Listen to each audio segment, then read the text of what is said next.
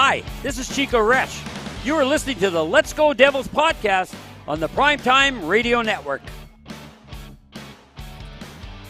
Happy Devils Wednesday. This is Game Day Live, coming to you live from the Primetime Radio studios in an undisclosed location bunker in beautiful New Jersey. And that handsome man over there across the way in the Midwest in Chicago is sporting a new MacBook Pro or a MacBook Air, whichever you call it. His name is Vinnie Parise at bucksandpitchforks.com. Streaming live on Facebook Live, YouTube Live, Twitter Live, and Twitch on the Let's Go Devils Network as the Devils are going to take on the Colorado Avalanche in Denver tonight. Vinny, how are you, my friend? You cracked a joke about it, Sam. R.I.P. old laptop. Every Let's Go Devil show I ever appeared on was on this bad boy. Now we're on a new one. I'm getting compliments on the way the new camera's looking. That's good news. I'm happy. The Devils play the Avalanche tonight. It is a, old school feeling when the Devils play the Avalanche because of what went on in the late 90s and early 2000s. But, now these two teams are both really, really good again. Colorado's dealing with some injuries. I'm sure we'll touch on that in a little bit. But the National Hockey League is a wild, wild place right now. If you're a hockey diehard and you're trying to follow up with everything that's going on, like Tom Wilson's about to get traded to the Capitals' biggest rival, the Pittsburgh Penguins. That's the kind of craziness we're dealing with in the NHL right now. So, it's like a big black hole, and we're just living in it right now. I mean, how is it done, or is it still pending, or what's the status of that? It's almost done. They're about to get Granlund too. The Pittsburgh Penguins. The Penguins are like, we have the longest playoff streak in the NHL. We're not ending that this year. I mean, adding Granlund and Tom Wilson certainly would help that because Sidney Crosby and Evgeny Malkin are still having, really nice seasons, especially Sid. And, they got decent players. Letang is, up and down, but, they got okay goaltending sometimes. So I'm not sure exactly how far they could go in the postseason, but they definitely want to squeak in and give whoever wins the division a run for their money. Well, I'll tell you what, if they're, again, this is where I want Tom Fitzgerald to be focused on for the next couple days till 3 p.m. on Friday, and it is really beefing up. I mean, look, the Devils right now with Timo Meier now on the roster, not playing tonight, obviously, but right now you got to beef up. The playoffs is a different animal. The game is literally played differently. The way the referees call it, they let a lot of things slide. They don't want to be the difference maker in the game. And intimidation is part of the game in the playoffs. We've seen it time and time again. I think the Tampa Bay Lightning for the last 3 years, had a balance of skill and grit. And I think I'd like to see the Devils get a little bit more beef, but some gritty players like Tom Wilson. Do I condone some of his practices? Not really. Some of it shouldn't be in the game, but if you remember years past, because the Devils are really modeled by the Pittsburgh Penguins, the Brooks Orpik, the Matt Cooks of the world, guys that were, let's put it this way, they were antagonizing the opponent, and I think the Devils need a little bit of that. I'm not saying that should be their core foundation of the team. But I think right now, going into trade deadline, what can Tom Fitzgerald do? There are a couple of things. I do think Timo Meier brings more grit than people realize. Okay, he's got 31 goals, so people think of him as this super goal-scoring machine because he is. He's a very, very good player. I would consider him an above-average offensive player. He was going to go to the All-Star game before the injury. Did he play in the All? No, Erik Karlsson made it for San Jose. He would have made it if Erik Karlsson wasn't having a Norris Trophy type year. And I think the world of him offensively, but he does bring some grit. I was watching some videos, and he's fighting people. He's standing up for teammates, pushing and shoving. Timo Meyer's a beast. So I do think he does fill somewhat of that need, at least in like a small bit in the top six. He's good to have out there with Heischer or with Hughes more than any of the other skill players on the team. If I had to pick Bratt, Meyer, Heischer, or Hughes, one of them has to get in a big fight. It's Meyer, without question. The bottom six, yeah, they could use some beef. There's no doubt about it. I mean, Miles Wood, he's fast and he could fight. I don't necessarily consider him an enforcer by any means. Yeah. I'd like to see Miles Wood put the puck in the net more. Nathan Bastian, but he's not in the lineup every day these days. Certainly not Jesper Boquist or Sharon Govich isn't dropping the mitts. I mentioned Boquist. Michael McLeod can drop the mitts, but honestly, Michael McLeod, he's like a bottom six skill player, if you will. Like a poor man's skill player. He's not out there to fight, or he does, but that's not what he's there for. Then you look to the defense. Ryan Graves can throw hands. He doesn't very often, but he can. Kevin Ball's a big meanie.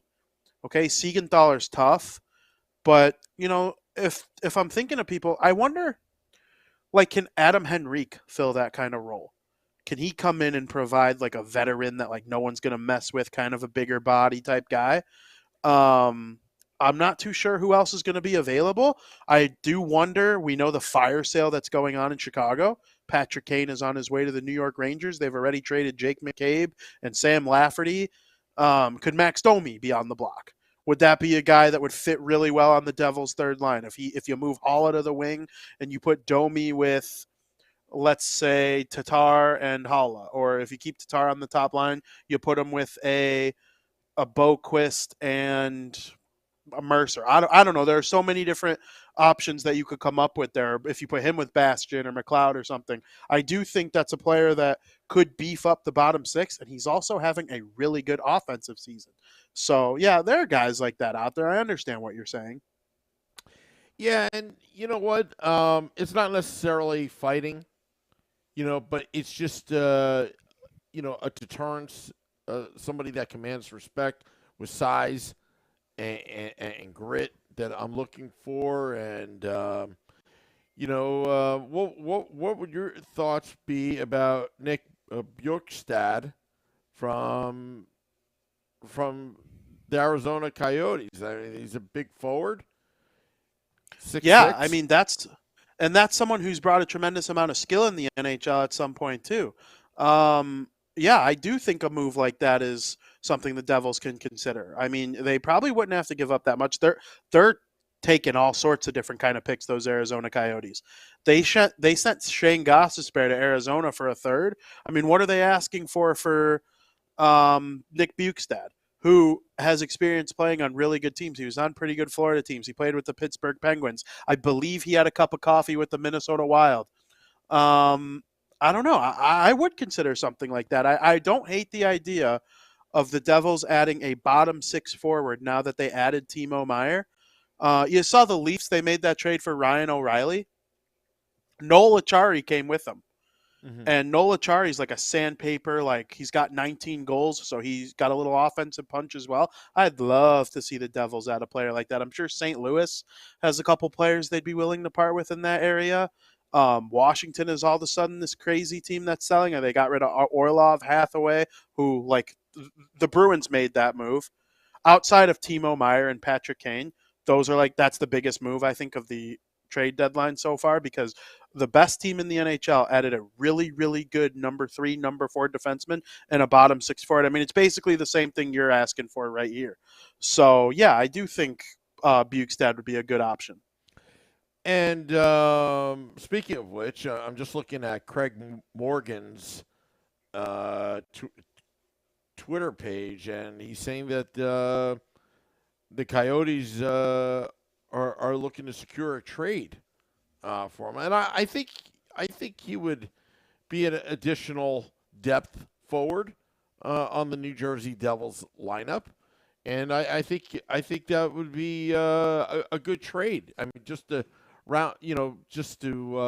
supplement what Fitzgerald has done already. I mean, Timo Meier putting him in the lineup now, it's going to take a little time to get him acclimated with the New Jersey Devils after, spending so much time with the San Jose Sharks.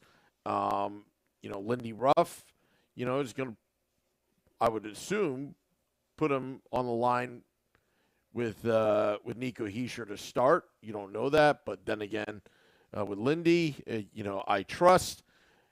But again, I'm more interested right now because the Timo Meier thing was going on for weeks. We knew that it could happen. It did. The amount that the Devils had to give up to get Timo Meier, I was a little surprised. I thought it'd be a lot more, but I think at the end of the day, in the end, it was the Devils that were the last one standing, and Tom Fitzgerald did a great job because what he gave up really wasn't too bad at all, especially if the Devils go far in the playoffs and they're, 25 plus, pick in those 2 draft picks. I've learned something about Tom Fitzgerald. He's not afraid to play chicken. And you win some and you lose some. He won Dougie Hamilton. Dougie Hamilton's market shrinked quickly. And he got him to the number he wanted it to. Dougie thought he was getting 9, 10, and, like an Erik Karlsson, Drew Doughty type contract. Tom Fitzgerald, the market, it shrunk, and it became the Devils. And he got him at 8.5. Dougie Hamilton's one of the best defensemen in the world. I legitimately think right now he would be second or third in the Norris Trophy voting. Like his face will be on the finalist graphic. I think Karlsson's going to win, but Dougie Hamilton is certainly in the picture. Johnny Hockey, we thought we had him, right? I remember doing a couple Woo reports or whatever. I don't exactly remember how we handled it content wise, but I thought we had him, and they did. And then last second, because we saw it on Spittin' Chicklets, he went on Spittin' Chicklets and told the story. He was going to sign with the Devils, and then all of the sudden, boom. Columbus called last second. He goes there, leaves the Devils. Now he's in last place. They're a Stanley Cup contender. Screw you, Johnny. Right? Like, they did the same thing with Timo Meier. Oh, you want Seth Jarvis from the Carolina Hurricanes plus a first and multiple other prospects? Oh, San Jose, you want Dawson Mercer? Now you're going to try and trade with a division rival, Vegas Golden Knights. You're probably your biggest rival in the NHL right now. Okay, go ahead, try. Come circling back to the Devils. It became quantity over quality. I know me and you spoke about this off air. I'm stunned Alexander Holtz is still a Devil. I thought, I never in a million years thought Dawson Mercer was getting traded. I never in a million, and there was an early report that Mercer was included in the deal. I was like, really? Are we really doing this right now? But Luke Hughes and Simone Nemec are essentially untouchable. You better be getting Austin Matthews or Connor McDavid or Rasmus Dahlin if you're making a trade involving those guys. Like, I'm being dead serious. You got to keep those pieces. Even if they don't prove themselves, like, you got to trust those pieces. That's why you draft them so high. But I thought Alexander Holtz was a goner. Outside of the top 3, I thought he was, top 3 being Mercer, Hughes, Nemec. I thought Holtz was the best trade chip. Didn't move him. Okay, who's the second best trade chip? Probably Seamus Casey, buddy playing with Luke Hughes at Michigan. They didn't even trade him. I was stunned. The best player they traded away was Mohamed Ulin, who we don't even know is ever going to be able to get out of Russia. I just thought it was masterclass by Tom Fitzgerald. Am I sad to see a Hotuk go? Yeah. Is it nice to see Andreas Janssen get a chance with San Jose? He played over 17 minutes last night. Yes. 4 scoring chances. He'll hopefully revive his NHL career a little bit. Fabian Zetterlund playing on the top line for San Jose last night. I watched the whole third period between them and Montreal last night. I couldn't catch the whole game, but I saw the third period. And Zetterlund, he was out there making noise, some big hits, offensive plays. So I couldn't believe what the Devils gave up in this deal. I was honestly stunned. Yeah, we talked about it with Nick Villano last Saturday. Are they going to give up a lot? Yeah, but the fact that none of the top 5 or 6 prospects are gone, those could be trade chips down the line for something else. I don't think it's going to be this season, but can they make a move over the summer for another big player that becomes available that can fit under their cap? It's certainly possible. So I don't know. Well, That was a good trade. the Devils are going to have to rely on their scouting and analytics people because without the first round pick, and it was going to be a high first round pick. What I mean by high is really in the lower tier, and because they've drafted pretty well rounds 3, 4, 5, and 6 under the new regime, so to speak, when Howard Splitzer took over the team. I have confidence in them that they'll, keep that pipeline flowing. And if you're keeping your top prospects, Vinny, again, it's like, there was simply no room for Muhammadulin at this point because he was such a mystery, and with Hughes and Nemec, it was inevitable that there's only 6 spots, possibly 7, on game day. So, I think that was a smart move. The San Jose Sharks fans are just like moaning and groaning because I understand you lost Timo Meier, but you got possibly 2 first-round draft picks, and you've got decent prospects. It's not like Fabian Zetterlund sucks. No, I don't think any of us thought he sucked. He was pretty decent. Muhammadulin. He always seemed to be clutch, too. Yeah. Muhammadulin, again, is a mystery. My worry on Muhammadulin is if he is just going to stay in Russia for the rest of his life. It's like, come on. Get back over here. Why'd you go back to Russia? What was the point of that? That's my only concern about him if I was a Sharks fan. And the other Andreas Johnson was kind of a dump, a salary cap dump. And they retained 50% of Timo Meier's salary, the San Jose Sharks, which is crazy to me. It is crazy, and that now the Devils can make 1 or 2 more moves if they want because of a little extra cap flexibility. We'll see if they create even more cap flexibility. I never even mentioned Andre Palat when I was building those lines. You have a group there that can win, and I like what you said about the defense because Hamilton and Siegenthaler are going to be here for a hot minute. So is Marino, Graves, and Severson. I would think one of them stays. If I got to pick, it would be Graves. They're going to treat Severson as if an own rental. I don't think they trade him just because he's on an expiring contract. Why? You would trade for a defenseman on an expiring contract. Why not just keep Damon Severson? And, Kevin Ball is an option. Again, stunned he didn't go. I thought he might go for Meier, but they went with a Hotuk instead, which I think you could probably flip a coin on those two. A Ball probably has a higher ceiling. But then you insert Luke Hughes and Nemec, and let's say one of Graves and Marino go. Well, maybe you sign a cheap number 6 defenseman in the offseason, a new version of a Brendan Smith. No Stanley Cup champion, their 6th defenseman is not a superstar. I'm pretty sure Jack Johnson was the number 6 defenseman on Colorado last year. He's not great, right? But the number 6 defenseman's always just kind of like that plug-in guy who veteran can eat some minutes, don't get scored on. Maybe he'll score a goal here and there. Try not to take penalties. The Devils can sign a guy like that, or they can use Riley Walsh or someone else that they draft over the coming year. Seamus Casey might make a spot for himself at some point. I like the future of the Devils and Muhammadulin.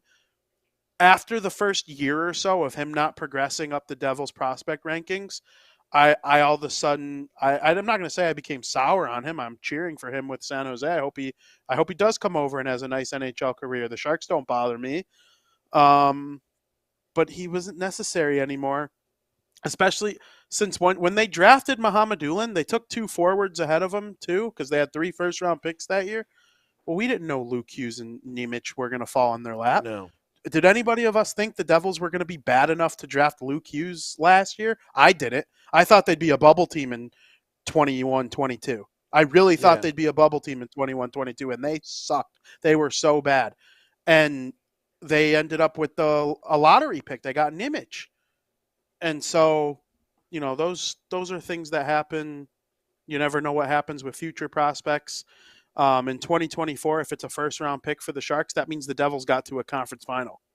Yep. So, we're all signing up for the Devils to make it to the conference final. And if the Devils take a nosedive next season and in their top 10, that's protected for 24 draft, which I like. That was my biggest concern. My biggest concern was this season was like the 2017-2018 season. I don't feel it is, but what if it was? And you traded these 2 first-round picks, that always hurts.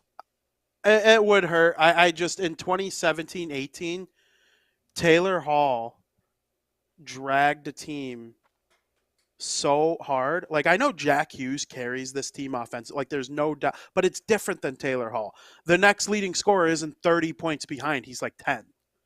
And you look at a team like the Bruins. Pasternak has 39 goals, and Bergeron is second with 19. Like, there's always that one catalyst on offense. I think every Stanley Cup champion has one. Kopitar, Kane, Crosby, Ovechkin.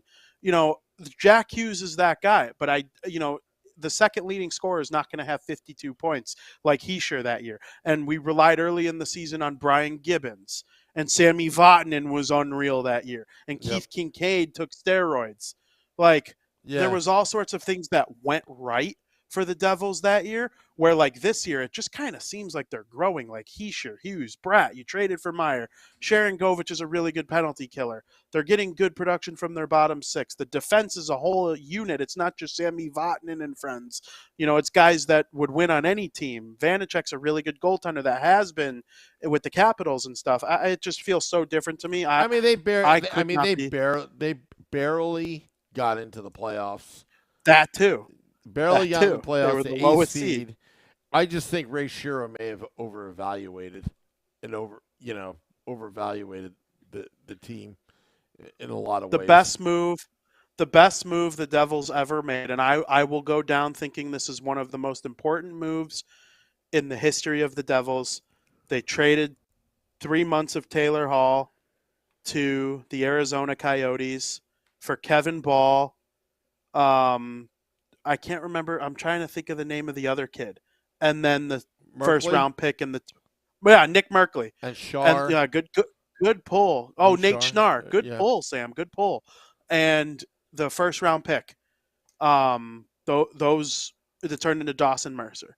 And then if they gave Hall picks, the other picks came for Christian Jaros and Siegenthaler. That's right. So the Siegenthaler thing was and Jaros was okay, but Siegenthaler was like a huge, huge move. And the biggest move of them all, including bigger than Mercer, is not having Taylor Hall scoring 60 points at 10.5. Yeah. And, I love one of the things I love, it's almost like ancestry DNA. I love following the tree, the lineage, because it all traces back to Adam Larson, and it all traces back to that one obscure season that John McLean was the head coach, which had a really bad start, and then he was fired, and then Jacques Lemaire took over, and they actually started to play a lot better, but they wound up with the 4th overall pick to select Larson. This is something that we could be talking about for the next 20, 30 years, because where does Dawson Mercer come? For example, the Scott Stevens thing. If you look at that tree, it all started with Brendan Shanahan signing with St. Louis, then the negotiations, arbitration, and awarded with Scott Stevens. Then Scott Stevens signs with St. Louis. Then it was a tampering issue, and the NHL awarded compensation to the New Jersey Devils, which they used that compensation, basically swapping picks to get Zach Parise. And because the Devils got Zach Parise, we have Vinnie Parise, that young lad back in 2003, that thought, oh, I like the Devils because it's got my last name. That's Zach Parise. And now we have you on Game Day Live. You like that? So if Brendan Shanahan was never on the Devils, I probably wouldn't be doing this show right now. And it was 10 years before I was born. If he didn't just like spurn Lou and sign with St. Louis. Now, St. Louis wanted to give out Curtis Joseph and Rod Brindamore. But Lou wasn't. He was shooting for the moon. He wanted Scott Stevens, and he got him. And Scott Stevens didn't even want to be here. Yeah, I remember the first year it was like all rumors. He's just one and done. Scott Stevens. He had the A on his jersey at the time. I still have the newspaper clipping from the New York Post. But you see that lineage? I mean, everything happens for a reason. I mean, could you imagine if Zach Parise was drafted by the St. Trying Louis to think Blues? of who picked after them. Because it was they swap picks. You could be a Blues fan, Vinny. I remember the Islanders passed on him. I remember Pierre Maguire. If you go back and watch the first round in 2003, Pierre Maguire gets really pissed that the Islanders don't take Parise. Yeah. And then the Sharks came up and didn't take him, which no one would have thought they would. They didn't need him at the time. But then the Devils came up and was like, they're going to take Parise. Yeah. Because Lou Lamoriello's dominant with college hockey drafting. And the rest is history. Here I am. And they were able to use that to swap picks. And it was the gift that kept on giving until Parise left. Yeah. Then it ended. Then that tree ended. But this whole thing with Taylor Hall is quite interesting. And then there's the other, I think the Wayne Gretzky. I think an Edmonton Oiler fan put that tree. Whatever happened, to the player, and it stretches almost 30 years. It's crazy, how you look at stuff like that. That is wild. If you don't know who Steve Dangle is, he's a very famous. He's with Sportsnet. He's a big Leafs fan, and he does trade trees, and he's got some pretty good ones up. Some stuff that would fascinate you. Just Google on YouTube Steve Dangle trade trees. You'll find all sorts of great information. Yeah, I should start doing that just for the Devils. Some of the trades. Trying to think. I mean, I wonder if that died down. The Blockbuster one, I remember. I was in the car and I heard it on the radio. I mean, this is before smartphones and all that. I was like, Arnott and Randy McKay for who?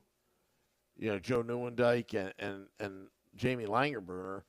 Back in those days, Langerbrunner was a Dallas Star. He was I wouldn't say the face of the franchise like Mike Modano, but, he was one of those players that you respected. And Joe Nieuwendyk, who is he in the Hall of Fame? He should be in the Hall of Fame. I want to say he is. Yeah. He was one of the all-time great players, of that era, Also a collegiate hockey player as well. I think he went to Cornell. I think he played in Cornell. Joe Nieuwendyk did go to Cornell, and he is in the Hall of Fame. He's a 3-time Stanley Cup champion, a Calder Trophy winner, a Conn Smythe Trophy winner, and he was named one of the NHL's 100 greatest players in 2017. Yeah.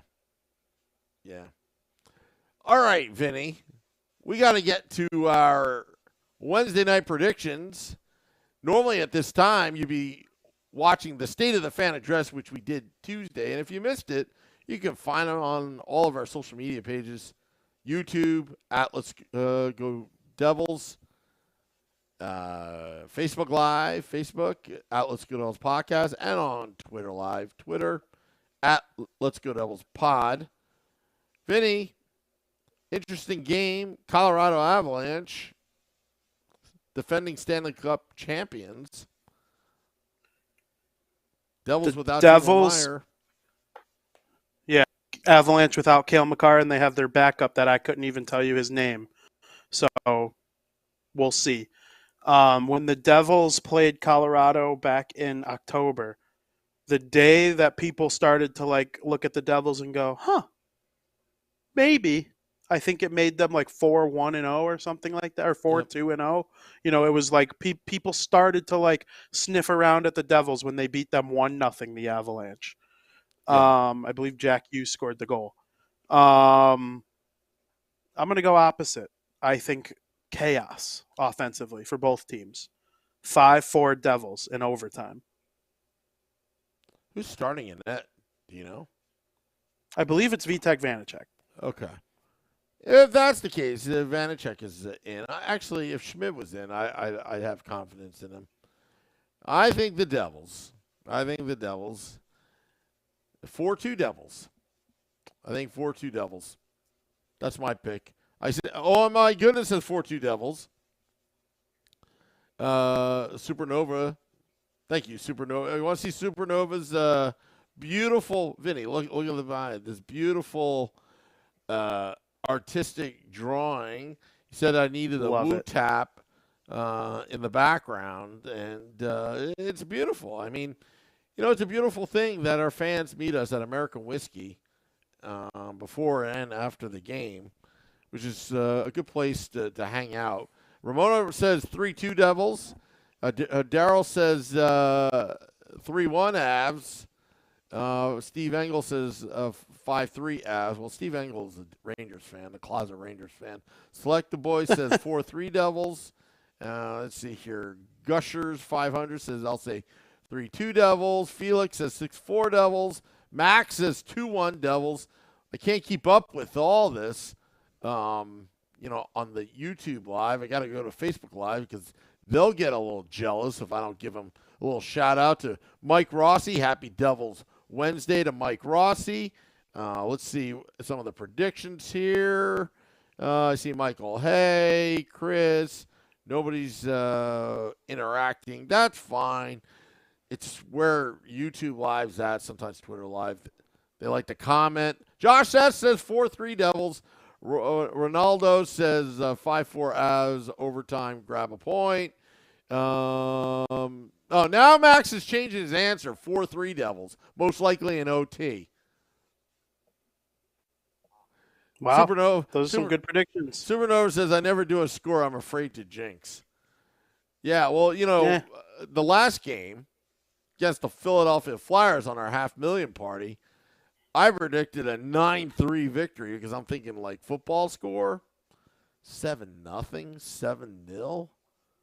How awesome was that? It was fun. Close. It was fun to do a Marino football call in the bar. The fans started chanting. I wish I had a better camera angle of it, but it was pretty cool. We started cheering, all that kind of good stuff. I love it. Yeah. I love it so much. All right. Anything to plug, Vinny? Because this is what we do here in the end. Yeah, I mean, I hope the Devils have a good game today. The Colorado Avalanche are tough, and it's hopefully your last game without Meyer for a while. So go out there and play well.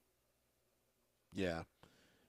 Couple things to plug. March 7th, Game Day Live. Shorts Guy will be at American Whiskey for Game Day Live with Vinnie Parise. I'll be producing remotely. And Devils After Dark, I'll be at American Whiskey live. With Scotty, a SiriusXM Liquid Metal for Devils After Dark. We'll also have Devils After Dark after this game as well with Scotty. And March 30th, Thursday, March 30th, Devils Rangers. I got the green light, folks. It's going to be a major event at American Whiskey. It is going to be epic. Shorts Guy is going to lead the pep rally. When it's Devils Rangers, folks, I think we need to start practicing and get into playoff mode because we haven't been in the playoffs in a while, and I think we need to get our reps in at American Whiskey because we got to know, and we got to know the chance. We got to be in sync because as the Rangers fans start to get themselves into American Whiskey, we're going to cheer for our team, and we're going to be absolutely annoying. We're not only going to annoy them, we're probably going to annoy ourselves. But that's another thing for another day. But we're going to be absolutely annoying. And also, April 13th, last regular season of the game, Thursday, April 13th, will be at Mountainside at Stagehouse Tavern with Arlette. We're going to have a viewing party. We're going to have Game Day Live. We're going to have Devils After Dark. And we're going to have live music entertainment by yours truly, Arlette, fan favorite. And Vinnie, didn't she sing the America the Beautiful so wonderfully at American Whiskey? I was honestly surprised at how good it sounded, like through a podcast. Yeah. I was like, wow, I should get hired by SiriusXM to do the Howard Stern, recordings. Yeah, that was actually all DJ Shelley. All I did was just sit there and just pray that like nothing bad would happen. That was actually all Shelley. Supernova says, Sam, talk to management and have them refuse service to those wearing blue. That's something I would do, but I wouldn't do that. See, the goal here is to actually bring them in and then have them walk into a sea of red, and then when they get scared off, they'll go back to their constituents and say, that American Whiskey bar, holy crap, I don't want to ever go there again. That kind of thing. I love it. Yeah. I love intimidating the opponents. I feel like it's like the seventh skater, having an absolute effect on the game. Yeah. And the great thing is, not only do we have an effect on the game, but we can actually bet and make money off of that. Think about it. Absolutely. Anyway, Vinny, I want to thank all those tuning in, dropping the podcast in about 20 minutes. Devils taking on the Colorado Avalanche. And stay tuned for Devils After Dark, a true Devils After Dark, as this game starting at 9 p.m. Eastern, 8 p.m. Central Time. Who cares about Pacific Time? I think it's 6. And, all righty. There should be a lot of Devils fans there tonight. Thank you, everybody. Make sure you subscribe to our podcast, rate, review, and subscribe on Apple Podcasts, Google Podcasts, and like our Facebook page. Follow us on Twitter, and subscribe to our YouTube channel, Let's Go Devils. Till next time, let's go Devils.